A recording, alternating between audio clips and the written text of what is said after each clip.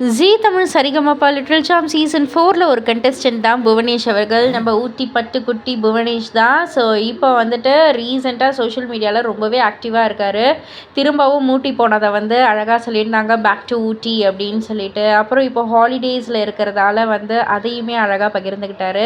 இப்போது அது எல்லாத்தையும் தாண்டி ரொம்பவே ஒரு சந்தோஷமான ஒரு விஷயத்தை தான் வந்து பகிர்ந்திருக்காரு.